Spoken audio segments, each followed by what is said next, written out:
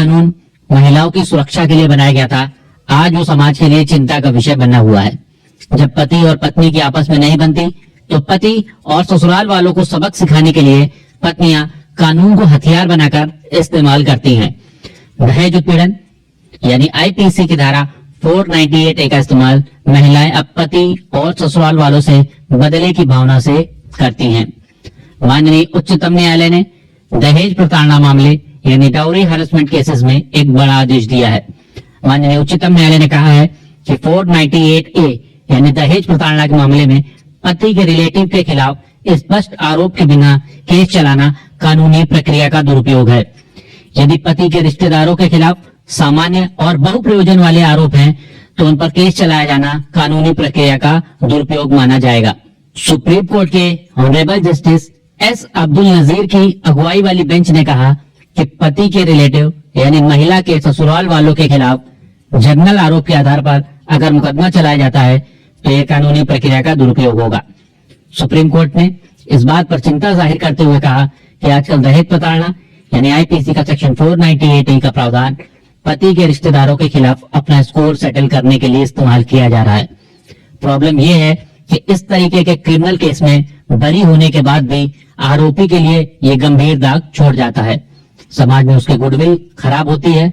इसीलिए महिलाओं के द्वारा इस कानून के गलत इस्तेमाल को रोका जाना चाहिए।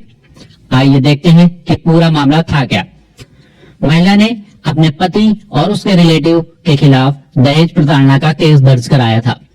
एफआईआर और कानूनी कार्रवाई खारिज करने के लिए पति और उसके रिश्तेदारों ने पटना हाई कोर्ट में एक अर्जी दाखिल करी, लेकिन पटना हाई कोर्ट ने अर्जी को खारिज कर दिया।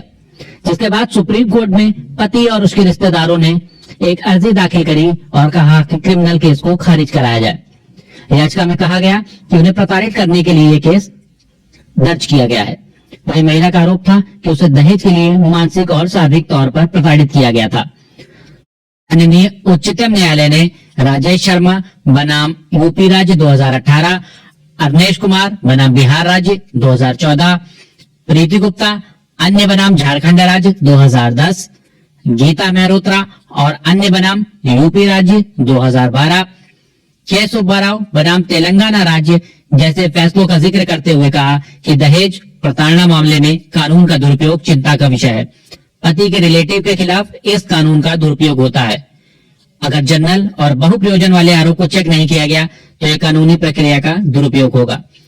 सुप्रीम कोर्ट ने कहा कि यद्यपि पति ने अपील नहीं करी है, लेकिन अन्य ससुराली जनों ने अर्जी दाखिल करी है।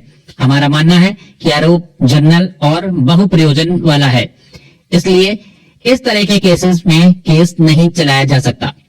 हम इस मामले में क्रिमिनल कार्रवाई को खारिज करते हैं। सुप्रीम कोर्ट ने यह भी कहा कि आरोपियों के खिलाफ कोई विशेष रोल तय नहीं है और जनरल व बहुप्रयोजन वाले आरोप के आधार पर आरोपी के खिलाफ केस नहीं चलाया जा सकता। तो ये कहते हुए माननीय उच्चतम न्यायालय ने इस बात को खारिज कर दिया। इसी तरीके के लॉ रिलेटेड वीडियोस देखने के लिए हमारे साथ बने रहें। तब तक के लिए धन्यवाद।